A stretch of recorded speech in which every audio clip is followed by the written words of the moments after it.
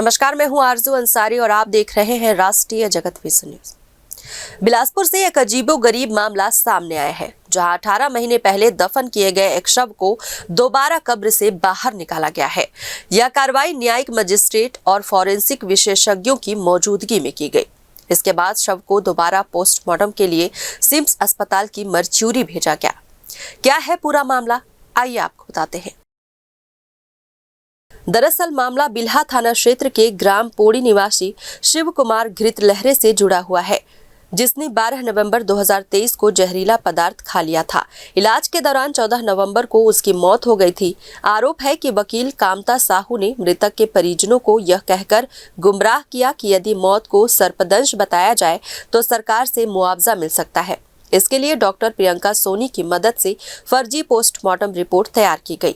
Police ने 9 मई 2025 को वकील, डॉक्टर और मृतक के परिजनों सहित 5 लोगों के खिलाफ झूठा मामला दर्ज कराने और धोखाधड़ी की धाराओं में FIR दर्ज की। मामले की गंभीरता को देखते हुए स्वास्थ्य विभाग ने विशेषज्ञों की एक समिति गठित की, जिसमें दोबारा पोस्टमार्टम कराने की सिफारिश की गई थी। शव के लंबे समय तक दफन होने के कारण वह पूरी तरह डिकम्पोज हो चुका है।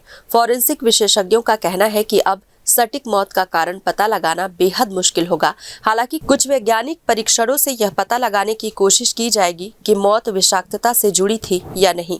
पुलिस जांच में यह सामने आया है कि इस पूरे षड्यंत्र का मास्टरमाइंड वकील कामता साहू था, जिसने मृतक के परिजनों से झूठा बयान दिलवाया और डॉक्टर के साथ मिलकर फर्जी मेडिकल रिपोर्ट तैयार करवाई, ताकि सरकार से मुआवजा प्राप्त किया जा सके।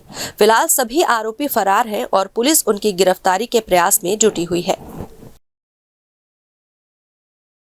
फिलहाल इस खबर में बस इतना ही। देश प्रदेश की खबरों से अपडेटेड रहने के लिए हमारे चैनल को सब्सक्राइब करें और नए खबरों के नोटिफिकेशन के लिए बेल आइकन को जरूर दबाएं। नमस्कार।